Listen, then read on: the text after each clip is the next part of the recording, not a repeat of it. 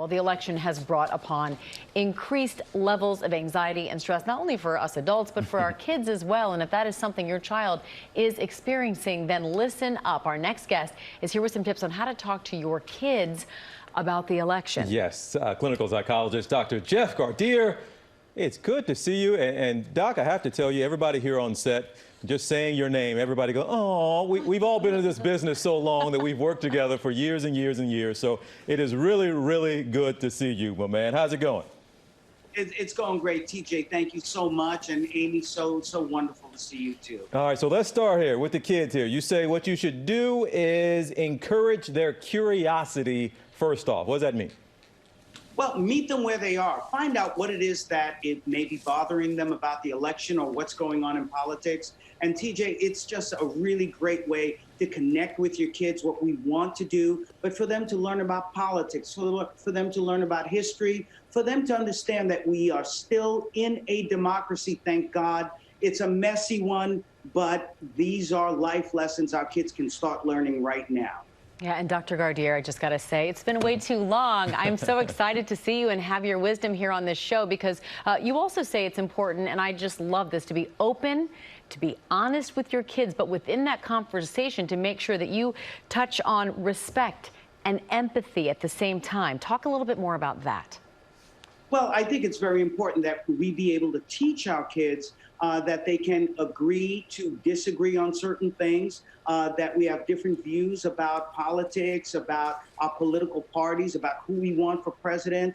But at the same time, we don't want them to be divisive in the way that we see is happening in our country. We've got to heal. And the way that we do that is how we explain it to them, modeling the behavior by teaching them respect and empathy, speaking with respect and empathy as we discuss politics in our home. And even if some of the parents, if you're not big into activism or volunteering or civic responsibility, we still need to kind of impart that on the kids as well.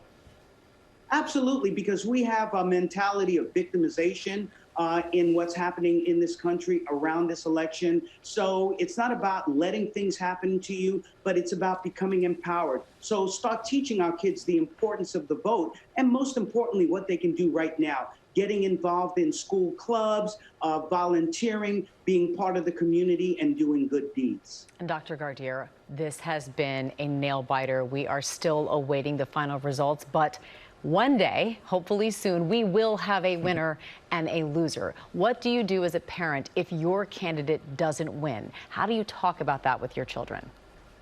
I think this is the perfect opportunity, Amy, to teach them about the fact of life, that sometimes you win, sometimes you lose, but even when you lose, it doesn't mean that you're a loser. It just means that you've given it everything you've got, either by the vote, either by volunteering in this election, and either way, you still come out of it with your dignity.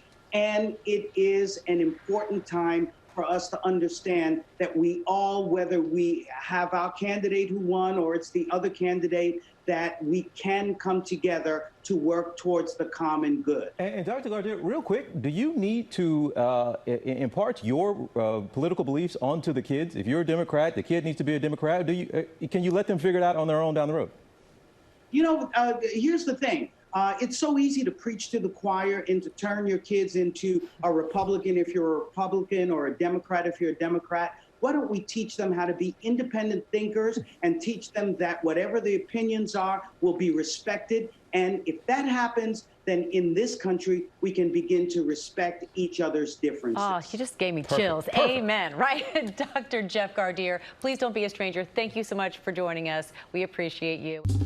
Well, hey there, GMA fans. Robin Roberts here. Thanks for checking out our YouTube channel. Lots of great stuff here. So go on, click the subscribe button right over here to get more of awesome videos and content from GMA every day, anytime. We thank you for watching, and we'll see you in the morning on GMA.